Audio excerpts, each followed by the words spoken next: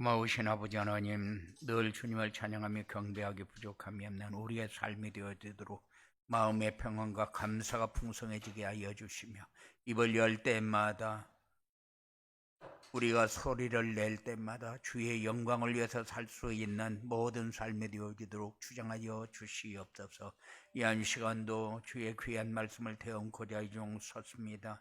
하나님 능력의 장중에 붙들어 주시고 하나님의 뜻이 저들에게 전달되어질 때 완전한 해답이 되고 응답이 되고 축복이 되고 미래가 되어지도록 주님께서 역사하여 주시옵소서. 시종을 주님께서 맡아 주장하시고 하나님의 영광을 받으시옵소서. 예수님 이름으로 기도드리옵나이다. 아멘. 옆 사람하고 인사하십시오. 237 전도로 한 새로운 시작과 도전을 합시다.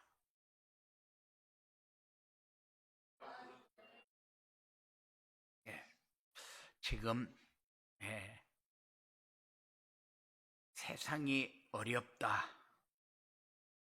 경제도 소통이 안 되고 사람과 관계도 단절이 되어지고 세상이 어렵다.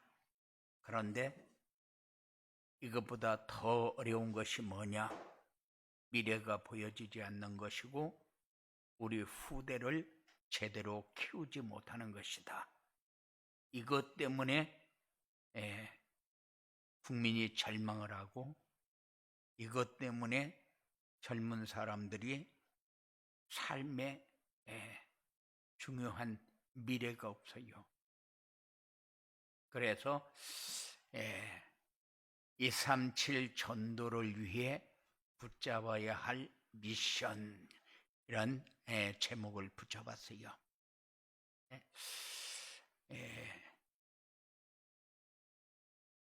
한 해를 237 전도를 위한 새로운 시작이라는 주제를 가지고 시작을 했거든요. 그런데 벌써 6월 마지막 주일에 마라톤으로만 하면은 턴을 하는 그런 시간표에 왔어요. 그런데 여러분들이 쭉 삶을 한번 점검해 보시기 바랍니다. 내가 6개월 동안 237 전도를 위해서 새로운 시작했는데 무엇에 도전을 했는가? 무슨 생각을 가지고 살았는가? 또 앞으로 무엇을 가지고 어떻게 살아야 할 것인가? 6개월이 지난 다음에 한 번도 점검을 안 해본다. 그러면은 하나님과 소통하는 시간이 없어져 버립니다. 하나님과 소통하는 시간이 있어야 되고 말씀을 묵상하면서 내가 붙잡고 무엇이 성취되어지기를 원하는가는 여러분들에게 있어야 된다. 그래서 오늘 말씀에서 인생의 중요한 답과 방향을 확실하게 잡고 돌아가는 축복의 날이 되어지기 바랍니다. 반환점에 와서 보니까 237 전도가 도대체 뭘까? 이런 생각을 하게 됐어요. 세계 복음화를 위해서 하나님이 준비해둔 새로운 전략이다. 237 전도가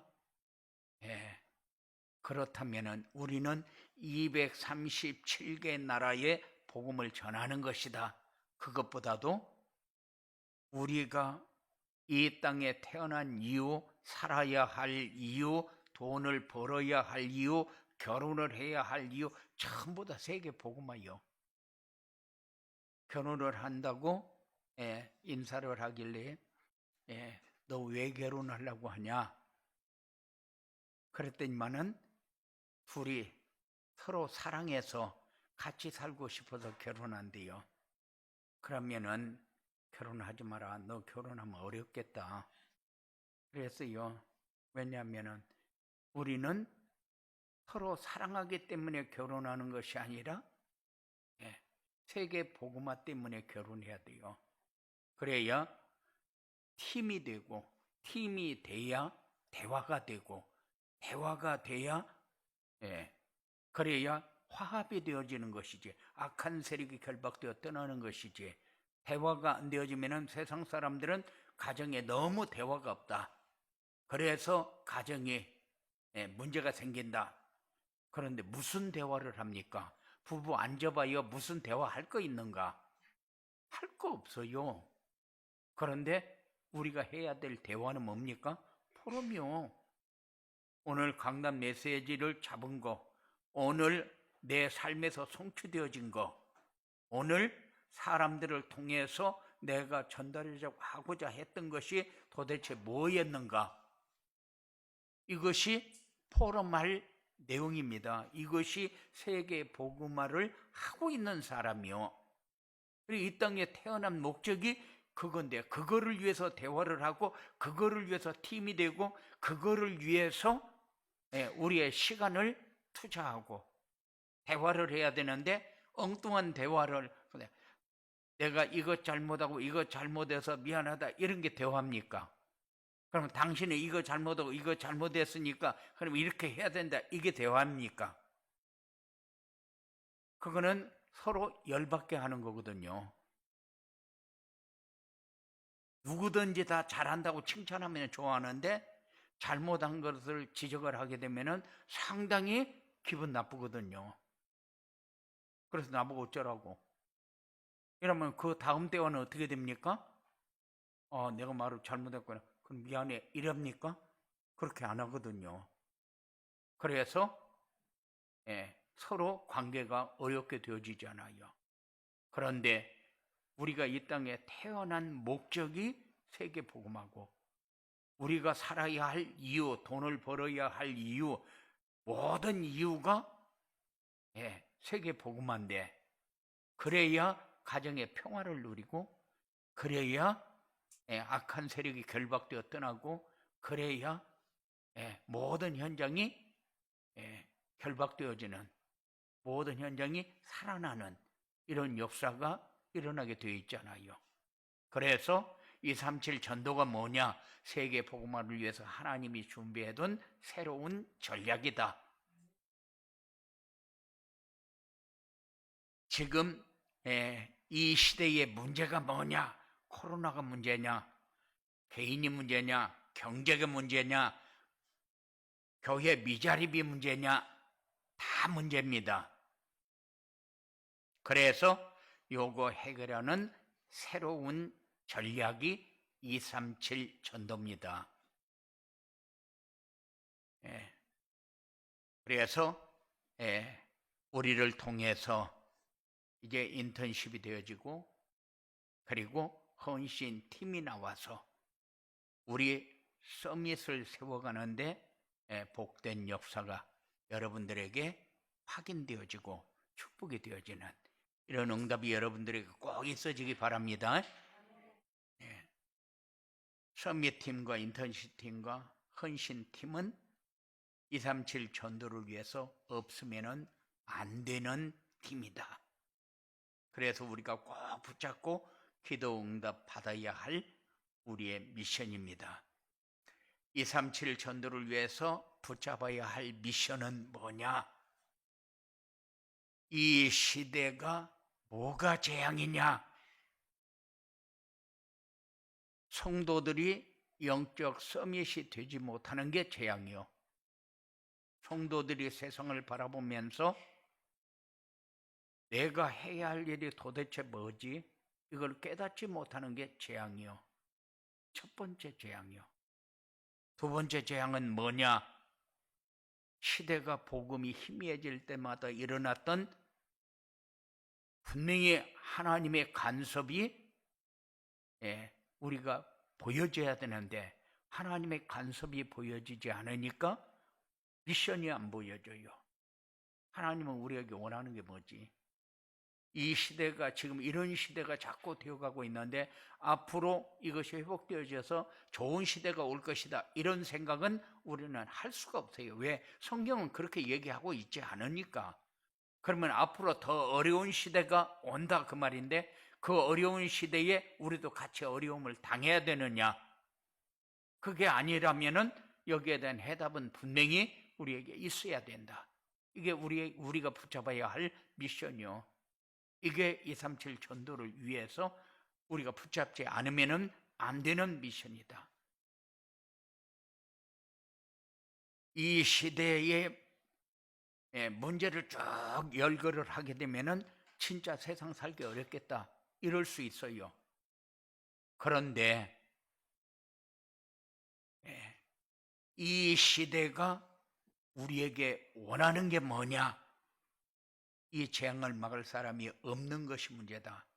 그래서 하나님 모세에게 소돔과 고모라의 롯에게 멸망 상태에 빠지니까 의인 50, 30, 20, 10 의인이 없어서 망한다고 하지 이 시대가 재앙이 와서 망한다고 하지를 않아요. 그런데 누가 의인이냐 이렇게 할 때에 노아는 당대의 의인이다. 그런데 롯도 당대의 욥도 당대의 의인이다. 이렇게 이야기들을 하는데 그것보다도 지금 우리에게 요구하는 것이 뭡니까? 지금 우리에게 요구하는 것이 네가 이 땅에 사는 동안 하나님과 소통하며 하나님이 함께하는 삶을 사는 이런 축복의 삶이 시대의 의인요. 여러분들이 그런 인물들이 되어지기 바랍니다. 하나님은 우리에게 원하는 거 없어요.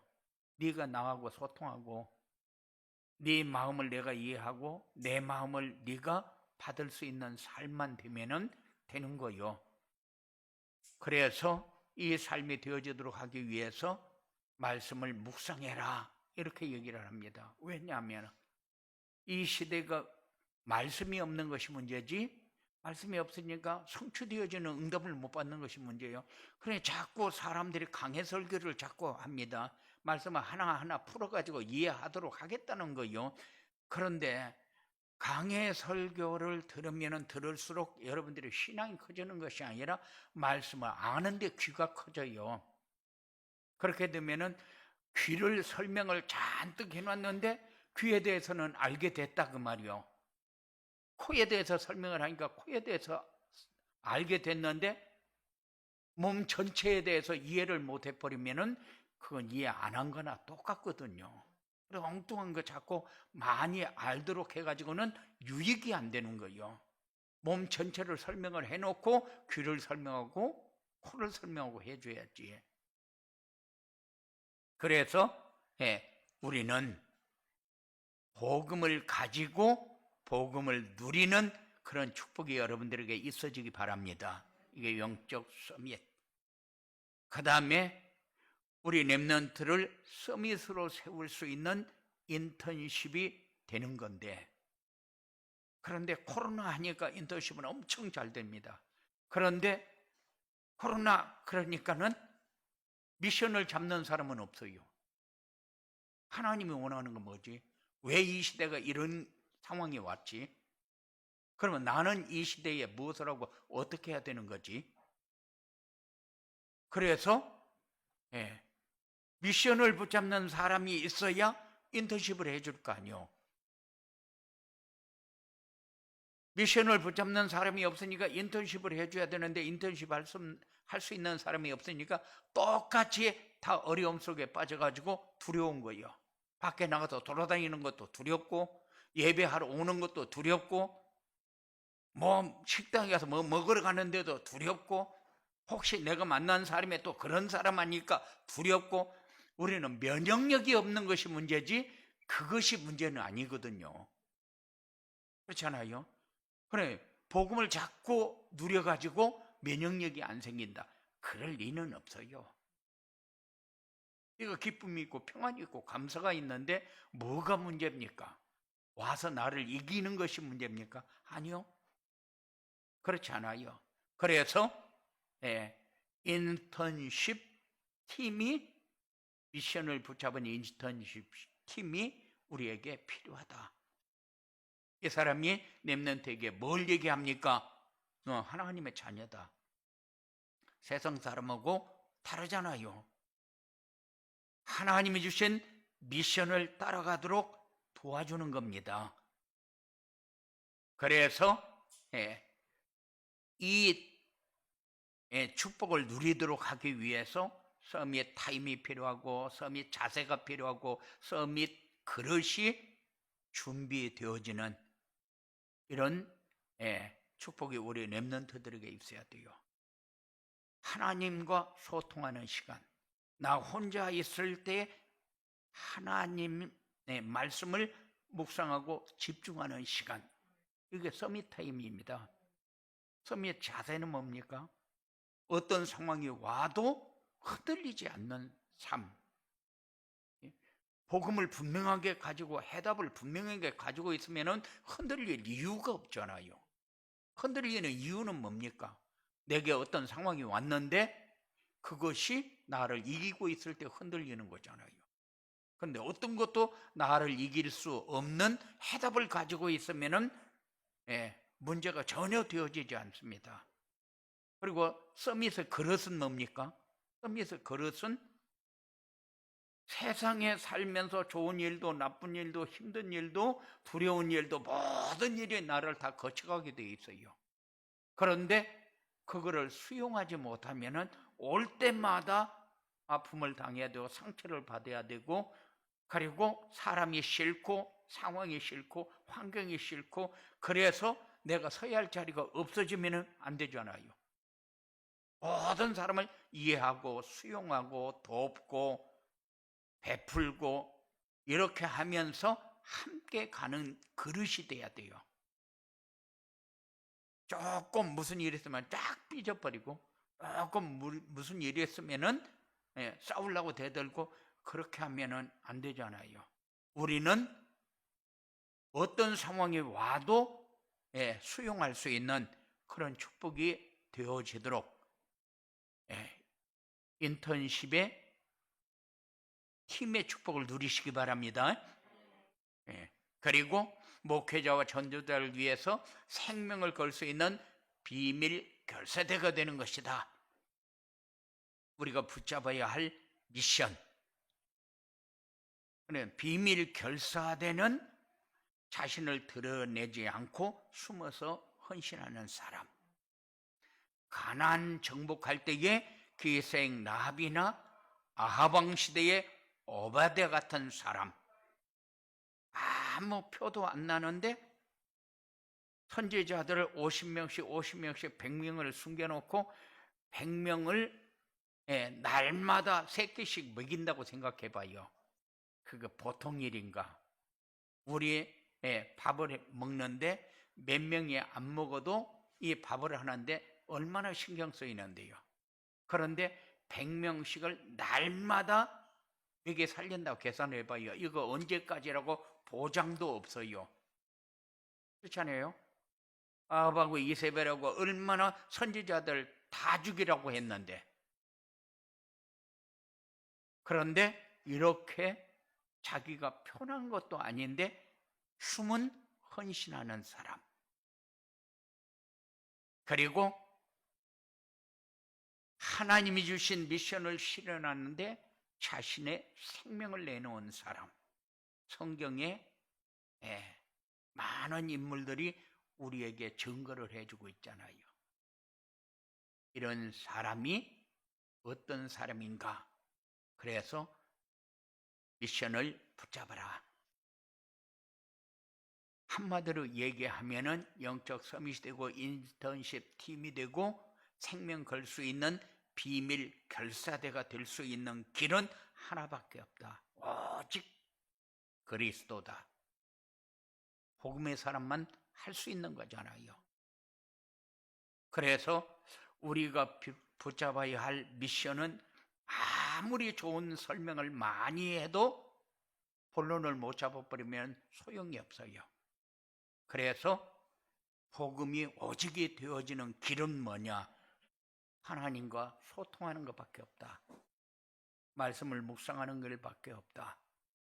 그래서 하나님이 우리에게 말씀을 주실 때에 내가 마음에 받는 사람하고 안 받는 사람하고는 달라요. 성취되어지는 응답을 받을 때에 말씀을 받은 사람과 말씀을 받지 않은 사람은 달라요. 그래서 믿음이 자꾸 성장하는 삶. 믿음은 선택사항이 아니잖아요. 인생의 필수지. 그런데 우리는 믿음도 자유 같아요. 믿음은 자유가 아니고 필수입니다.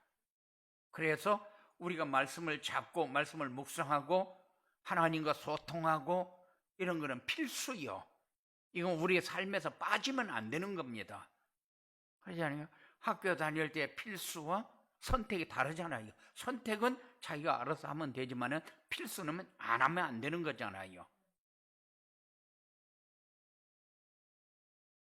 237 전도로에서 미션을 붙잡으려면 어떻게 해야 되느냐? 그래서 237 전도를 바르게 이해해야 된다. 237 전도는 세계 복음화를 위해서 하나님이 주신 새로운 전략이다. 237 전도는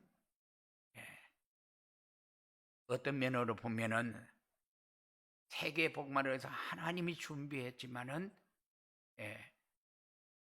플랫폼 전략이요. 지금까지는 우리가 쫓아다니면서 어떻게든지 전도제도 나눠주고 어떻게든지 전도해가지고 교회에 오도록 하고 그것이 우리의 전도 전략이었다면은 이제는 앞으로는 그런 전략 없어집니다. 왜 없어지느냐? 이제는 차별금지법이 통과되어 버리고 동성애 통과가 되어 버리면은 그 다음에는 플랫폼 전략 말고는 전도할 길이 없어요. 그래서 초대 교회가 분명히 복음 전하지 못하게 했고 다른 사람에게 전도할 수 있는 길 다 막혔어요. 그런데도 3,000명씩, 4,000명씩, 5,000명씩 모여서 예배 드리는 거 봐요. 그건 플랫폼 전략이요. 그래서 237 전도는 세계 복음화를 위해서 하나님이 주신 특별한 전략이요. 그리고 237 전도는 시대의 문제가 뭐냐? 시대의 문제는 미자립이요. 개인 미자립, 가정 미자립, 경제 미자립, 교회 미자립. 이 미자립이 사회 문제를 만들고 있잖아요. 그런데 나 혼자 나를 지킬 수 있는 방법이 돈으로 지킬 수 있다면 돈만 가지면 돼요. 지식이 지킬 수 있다면 지식을 가지면 돼요. 환경이 좋으면 괜찮을 것 같으면 환경만 좋으면 돼요. 그런데 그렇게 해가지고 자기를 지킬 수가 없어요. 미자립이 절대 해결되지 않습니다. 지금까지 여러분들이 쭉 살아왔지 않습니까? 살아왔는데 미자립이 해결됐습니까? 그런데 왜 해결이 안 됐어요? 미자립이 해결이 안 되는 이유가 뭡니까? 내가 정체성이 분명하지 않으면은 내가 가지고 있는 거 누릴 수가 없어요. 그래서 미자립이 해결이 안 되는 겁니다. 그러니까 자꾸 의지하게 되고 상처받게 되고 이 사람한테 이 얘기 들으면 상처가 되고 저 사람한테 저 얘기 들으면 홀딱 넘어가가지고 또 쫄래쫄래 따라다니면서 자기가 엄청 손해보고 있는데도 따라다니게 되고 왜 그렇습니까? 미자립이라서 그래요. 이거 복음 아니면 해결할 길이 없습니다. 그래서 여러분들이 하나님과 소통하는 길을 놓치지 마시기 바랍니다. 말씀 붙드는 거 말고는 없잖아요. 지금까지 왜 성도들이 나는 말씀이 없어가지고 그래 신천지 가가지고 막 그 말씀 듣는데 은혜를 받고 오만 대 다 따라다니고 그렇게 하는 이유가 뭡니까? 성경을 너무 자기는 몰라서 성경 좀 배우고 싶어서. 그런데 성경은 배워가지고 그렇게 됩니까? 그렇게 될 것 같으면 얼마나 좋겠어요? 그래서 올바른 삶이 되어지면은 그런데 올바른 삶이 안 되어지고 끌려다니면서 그냥 있는 재산 다 바치고 비참하게 되고, 그리고 처참하게 노예 생활을 하면서 그렇게 빠지는 이유가 뭐요? 미자립이라서 그래요. 미자립이라서. 말씀을, 강단 말씀만 따라가면은 여러분들은 먹고 살기에 충분합니다. 강단 말씀을 못 따라가서 내가 너무 성경을 몰라가지고 그렇게 얘기하지.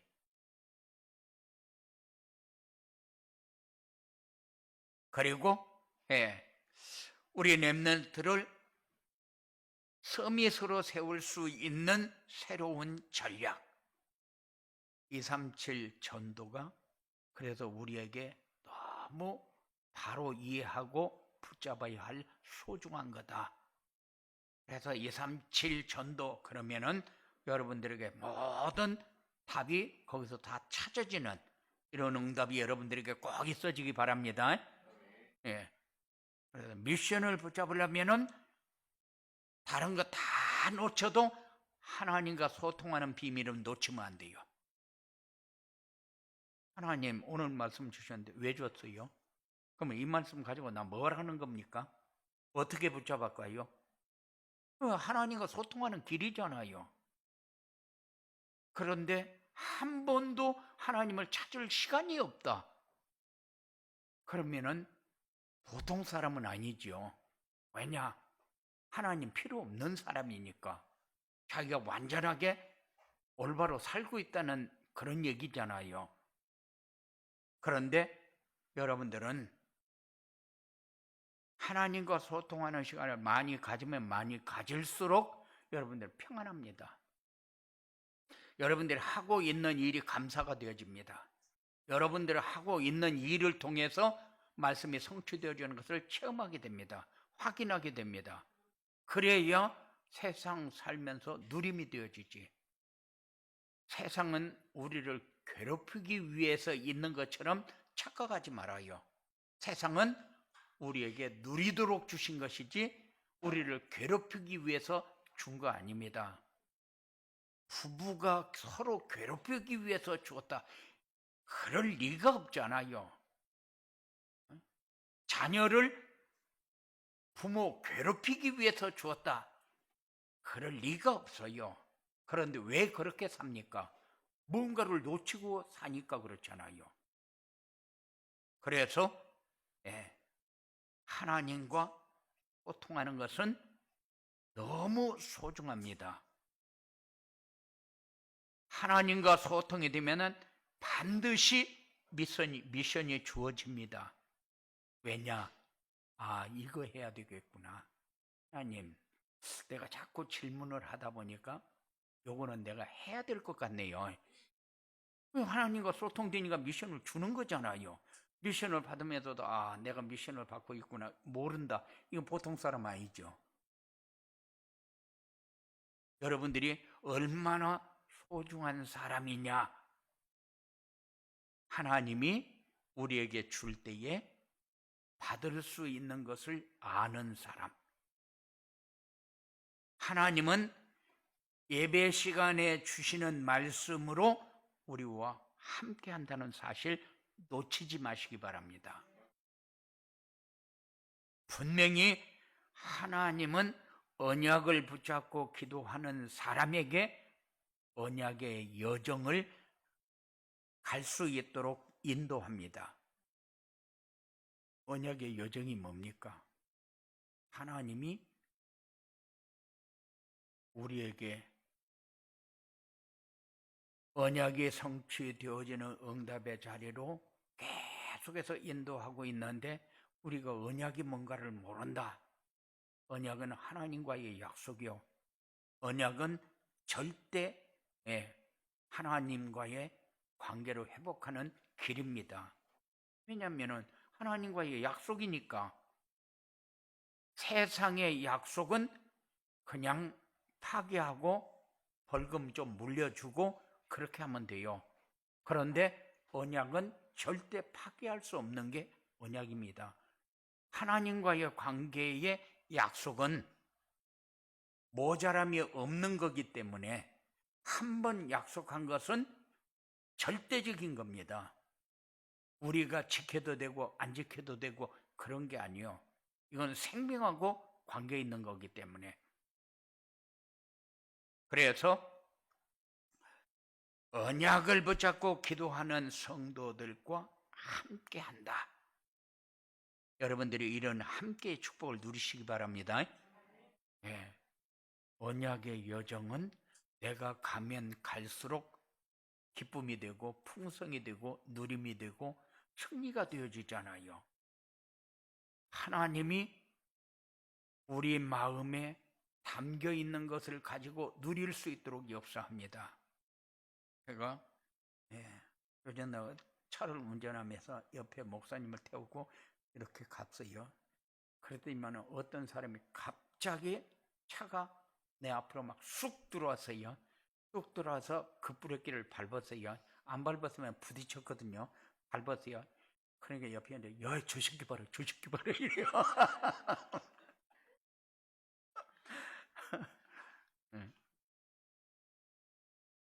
그런데 속에 들어있는 것이 나와요. 속에 없는 것이 나오는 게 아니고 어떨 때 여러분들도 그럴 거예요.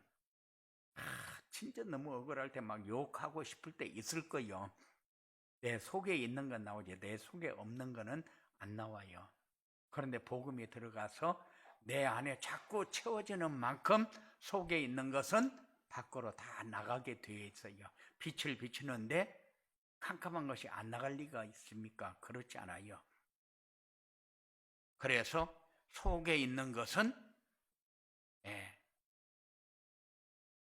밖에 나오지 못하도록 하는 길이 복음밖에 없다.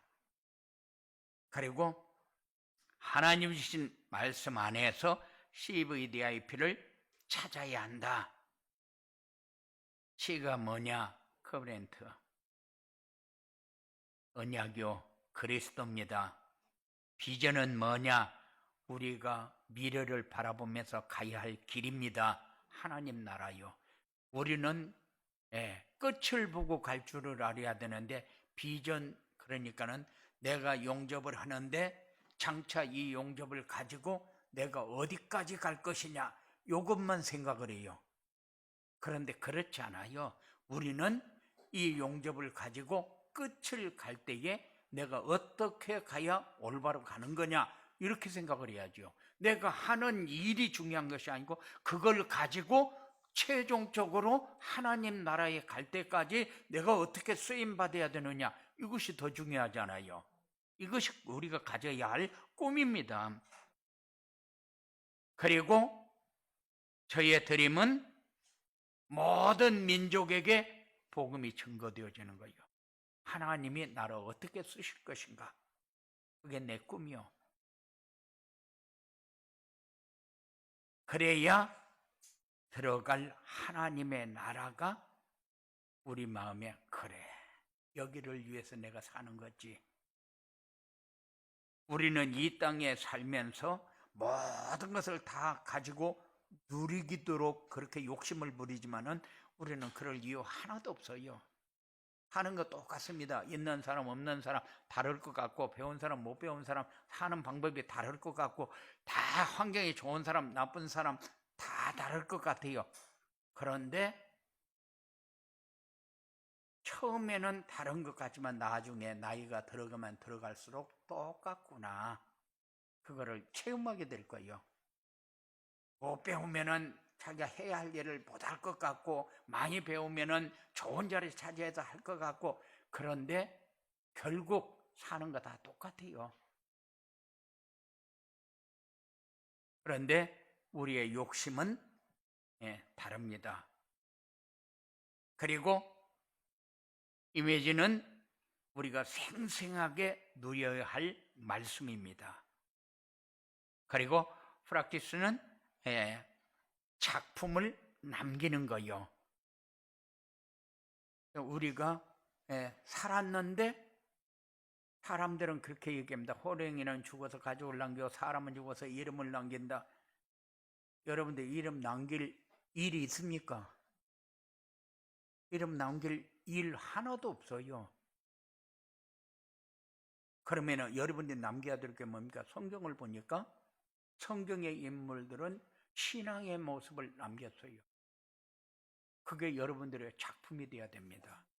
우리 자녀들이 볼 적에 세상을 이기는 길이 이거였고, 세상에서 가장 가치 있는 삶이 이거였고, 우리의 부모가 이거를 위해서 살다가 우리에게 이것을 남겼다. 이거보다 더 큰 거는 없어요. 실컷 돈 벌어가지고 나는 이렇게 살았어도 우리 자녀만큼은 그래도 돈 때문에 걱정 안 하고 살아야지. 그런데 그 자녀가 돈 때문에 더 걱정해요. 절대적으로 우리 자녀에게 돈을 줘가지고 잘 사는 자녀는 없어요. 그러면은 신앙을 유산으로 남겨줘야 잘 살 거 아니오. 평안할 거 아니오. 감사할 거 아니오. 아무리 우리 부모가 많이 남겨줘도 그 돈 때문에 자녀가 완전히 잘못돼 버리면은 그 부모는 평생 죽어서도 욕 들어 먹어야 돼요.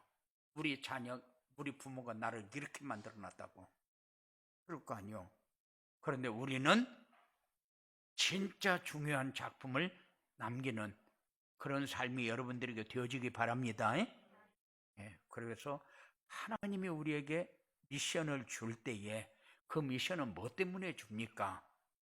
하나님의 뜻이 이루어지도록 하기 위해서 미션을 주는 거잖아요. 그러면은 그 미션은 우리가 어떻게 잡아야 되는가? 놓치지 말고 인도받으시기 바랍니다. 그 다음에 이렇게 미션을 붙잡고 살면은 우리의 삶이 어떻게 되어진다는 거요? 생명운동이 일어나게 되어집니다. 세상에서 가장 중요한 일이 뭐냐? 생명이 가져지게 되는 거. 아니, 세상에서 가장 중요한 게 뭐냐? 네 생명이다. 그런데 우리는 생명이 내 안에서 숨이 꼴떡꼴떡 쉬어지고 내가 사는 것이 생명으로 그렇게 생각하는데 하나님과의 관계가 끊어지면은 죽은 생명입니다. 그래서 창세기 3장에 보면 하나님을 떠난 사람을 죽은 사람이라고 얘기합니다. 에베소 2장 1절에 보면 죄와 허물로 죽었던 너희 그랬는데 그 허물이 도대체 뭡니까? 그 죄는 뭐고? 하나님 떠난 거잖아요. 그래서 여러분들을 통해서 이 생명이 전달되어지는 역사가 일어난다. 여러분들은 하나님의 축복을 보장받은 사람, 보장받고 인도받으면서 사는 사람, 그리고 미션을 붙잡게 되면은 미션을 실천할 수 있도록 인턴십을 해주면 제자의 축복을 누리게 된다. 이런 응답이 여러분들에게 있어지기 바랍니다. 저는 많은 선생님들 만나서 복음 전하고 성경 공부하고 이렇게 하면서 내 제자 이럴 때마다 참 그 소리가 너무 좋은 소리로 들어지기를 원해요. 왜냐하면은 복음을 전해서 복음으로 세워진 제자, 그 제자만 제자요. 자기한테 배워서 졸업해 나갔다 그게 제자가 아니고 거기에는 도둑놈도 천지고 깡패도 천지고 그리고 가정도 못 지킬 사람 천지고 그게 다 제자라니까. 내가 가르쳐서 그렇게 만들어 놓은 거요. 그런데 잘된 거 이렇게 보면 저거 내 제자다 그러는데 복음으로 세워진 것만 내가 인정하는 내 제자. 그래서 여러분들이 많은 거 하지 않아도 인턴십을 조금만 해주면은 이런 응답을 누릴 수 있습니다. 그리고 전도를 위해서 생명 건 헌신을 하는 비밀 결사대에게는 생명의 면류관이 주어집니다. 우리는 그래요. 내가 하나님 나라에 갈 때 어떤 모습으로 갈까? 난 전도를 많이 했으니까 나는 면류관을 쓰고 가겠지. 근데 전도 많이 했으니까 그 내용도 설명하려면 한참 가요. 그런데 생명의 면류관은 하나님과 가장 아름답게 소통하는 사람이 쓸 수 있는 면류관이 생명의 면류관이요. 하나님이 우리에게 주신 미션을 제대로 붙잡고 제대로 성취되어지는 응답을 받는 사람이 생명의 면류관을 받을 수 있는 사람이요. 그런데 전도를 했다. 내가 아는 분은 진짜 몇천 명을 전도를 했어요. 전도 강의도 얼마나 많이 다니면서 나는 전도 이렇게 했다 하고 전도 집회를 하고 다녔는지 몰라요. 그런데 그 사람은 신천지로 가버렸어요. 어떻게 되는 겁니까 도대체? 그게 교회에 데려왔는데 그 사람이 잘하는 사람도 물론 있겠죠. 그런데 그런 전도 말고 제가 아는 무당은 자기가 전도한 사람만도 여러 명이래요. 왜냐하면 하다 계속 부닥거리를 하고 다 했는데 안 되면은 너는 할 수 없다. 교회 가라. 그런데요. 그러면은 교회 간대요. 그렇게 자기가 전도한 사람만도 여러 명이래요. 진짜 그거 생명의 면류관을 받을 수 있는 사람일까? 여러분들이 깊이 묵상하면서 인도받는 그런 축복이 있어지기 바랍니다. 제가 제주도 갔을 적에 무당 전도하러 들어가서 무당 만났는데 그 사람 그래요. 내가 전도한 사람만이도 여러 명이다. 내가 실제로 전도한 사람 한 사람 소개할 테니까 가봐라. 그래서 가서 만났어요. 미장원 가서 만났어요. 그 무당이 전도한 사람이요. 그런데 가서 만났는데 이 사람 복음 하나도 없어요. 뭐만 있느냐. 자기 무당이 가라고 해서 갔는데 교회 가서 목사님 말씀도 하나도 안 들어오고 아무것도 안 된대요. 그런데 앉아있기만 하면 마음 편안하고 좋대요. 그런데 그게 지금은 편안하고 좋은데 말씀으로 양육이 안 되어지면 언젠가는 교회를 떠나게 돼요. 왜냐? 사단이 역사하거든요. 사단이 역사하면 또 무당 찾아가야 돼요. 왜냐? 뭔가 뿌리를 못 내리고 있잖아요. 붕 떠가 있으니까. 그래서 양육하도록 그렇게 조치를 하고 그러고 왔던 기억도 있어요. 이런 미션을 여러분들이 잘 붙잡고 승리하는 축복이 여러분들에게 있어지게 되기를 주님의 이름으로 축원을 드립니다. 고마우신 아버지 하나님 감사합니다. 우리에게 주신 것 가지고 마음껏 누리고 승리할 수 있도록 주장하여 주시옵소서. 악한 세력은 어떤 모양이라도 틈타지 못하도록 완전히 결박시켜 떠나게 하시고 하나님의 은혜만 풍성하게 하나님과 소통되어지는 최고의 축복만 이들에게 풍성해지도록 주장하여 주시옵소서. 예수님 이름으로 기도드리옵나이다.